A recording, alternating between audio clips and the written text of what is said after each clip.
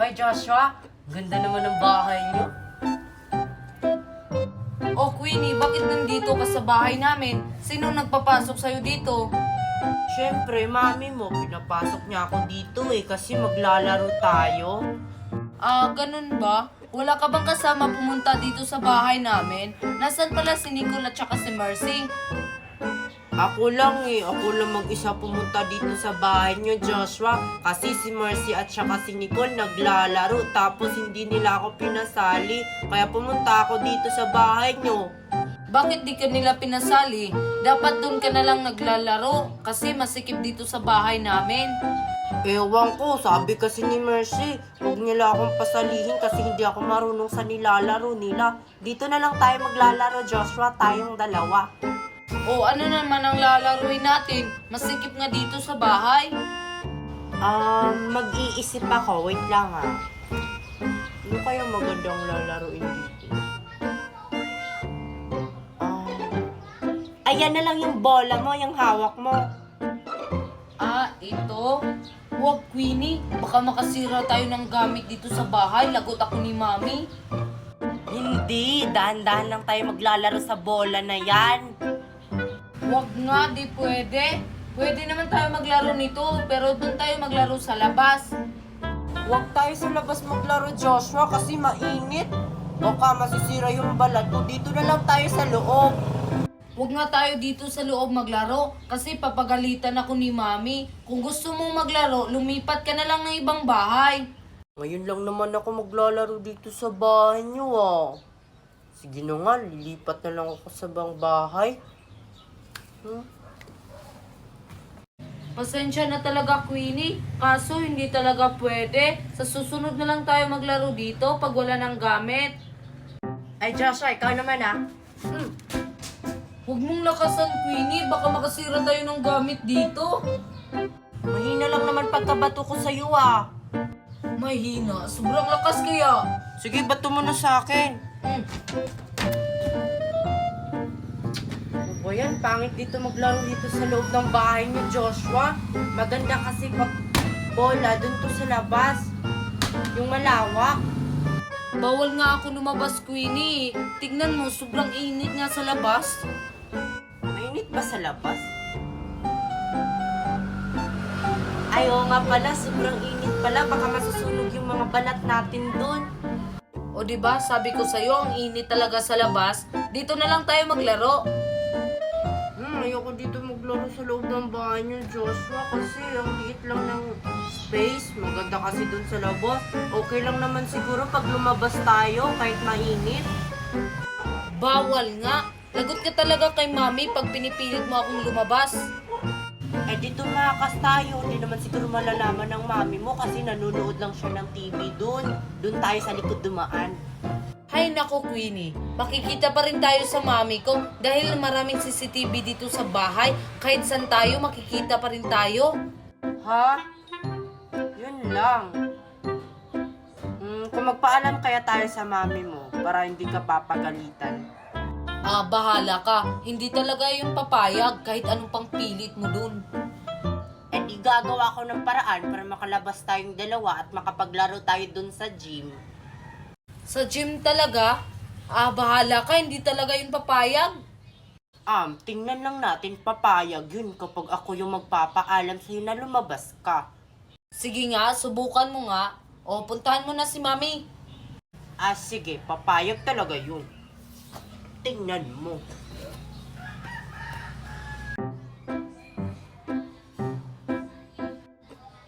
Oh, bakit ang grabe mo makatingin sa akin, Queenie? Wala naman akong ginawa sa'yo Hindi naman kita inaaway. Hindi daw inaaway. Pero kasali ka nung inaaway niyo ako dun sa school kay ni Nicole. Ha? Tumingin lang naman ako sa'yo Hindi ako kasali dun. Kahit na. Anong tawag mo dun? Tawag dun? Wala. Basta hindi ako kasali dun, Queenie. Sige nga, kung hindi ka kasali doon, gantihan mo nga ako kay Nicole. Bukas, sa pasukan. Oh, ano na naman ang gagawin ko kay Nicole bukas? Tapunan mo siya ng milk tea dun sa kantin. para makabawi ako sa kanya. Alam mo, Queenie, masama gumanti. Kung gusto mong gumanti, ikaw na lang. Huwag mo akong isali dyan. Hindi naman masama gumanti ah. Bahala ka, Queenie. Basta masama yun. Di ba yan yung tinuturo ng mga mami natin at saka mga teacher? Bawal ba talaga gumanti? Tinuro pala yan ng mga teacher natin at saka mami natin.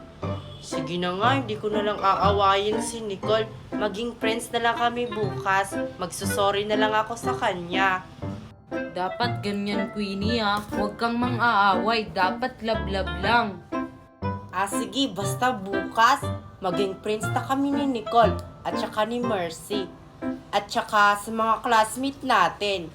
At saka ililibre ko sila bukas dun sa kantin para maging mabait na ako. O dapat ganyan, Queenie. Huwag kang gumaya kina Nicole. Hindi na talaga kasi sabi mo, masama gumanti. O basta, Queenie, ako nang bahala kina Nicole. Sasabihan ko na lang sila kung na huwag na silang mang-aaway. Sige Joshua, thank you. Sige Joshua, uwi na ako. Baka hinahanap na ako ni Mami dun sa bahay. Sige, Queenie, ingat. Uy, Queenie, bulok na yung saging niyo, oh. Bakit kasi hindi niyo to kinuha? Si Mami kasi sabi niya, bawal daw yung kunin yung saging na yan kasi hilaw pa. So ano nangyari ngayon? Bulok na siya. Paano na natin yan kakainin? Hindi na yan makakain eh. May makakain pa naman siguro dyan. Tingnan mo nga, Nicole. Ew! Bulok na yan. Baka magkaka-germs ako niyan. Ikaw na lang tumingin, Mayan, kung may makakain pa ba. Ang arte mo naman, Nicole. Ako na nga. Ew! Ew! Ew! Ano ba yan? Napaka-arte mo naman, Marian. Hindi naman madumi yung saging na yan ah.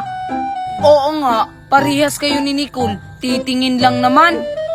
Ew talaga. Bulok na yan. Bakit ba kasi ako pa yung pinatingin nyo dito? Ikaw na lang, Joshua. Bakit pumunta sa akin? Di ba sabi mo ikaw na?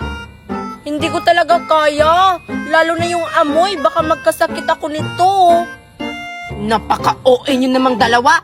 Pareha-parehas lang kayo ni Nicole. Ako na nga yung titingin. Tabi?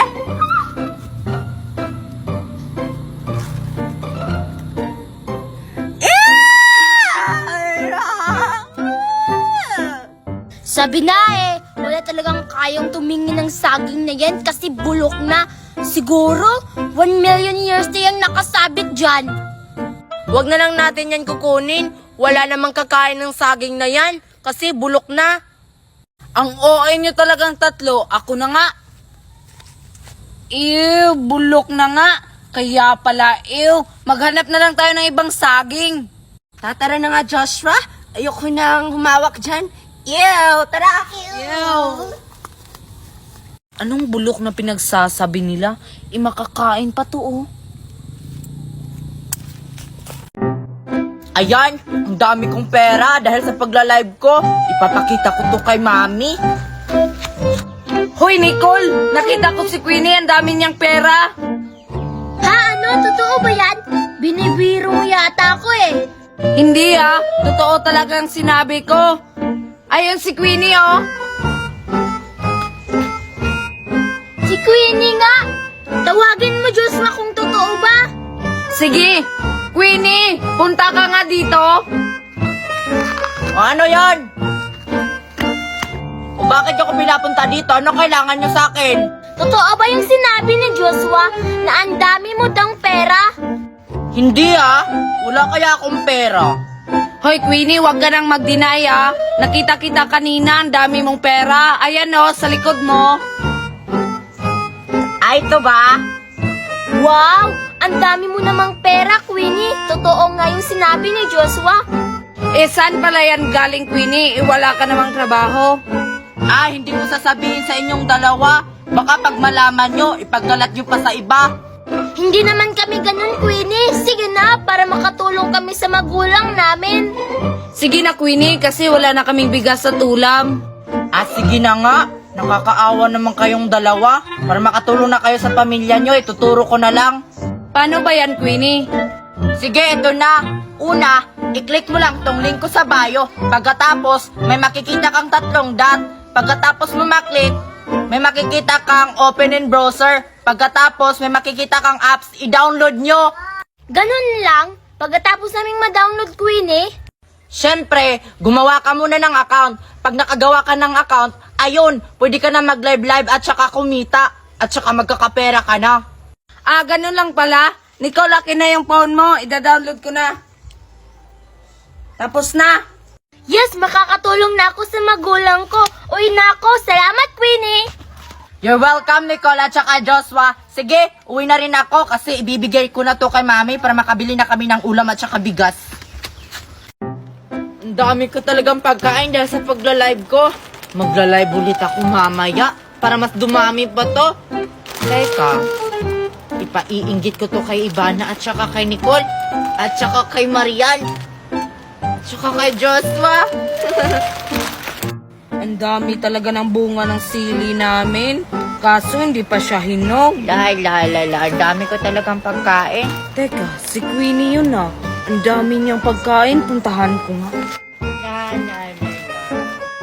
Hoy, Queenie, bakit ang dami mong pagkain? Hi, Joshua. Ha? Siyempre, bumili ako. Oo, bumili ka. Ang tanong, bakit ang dami mong pagkain? Eh, wala ka namang trabaho at pera. Hindi ko sasabihin kung saan to galing tong mga to.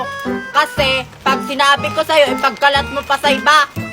Hoy, Queenie, narinig kita kanina. Sabi mo, ipapainggit mo yung mga pagkain mo sa amin.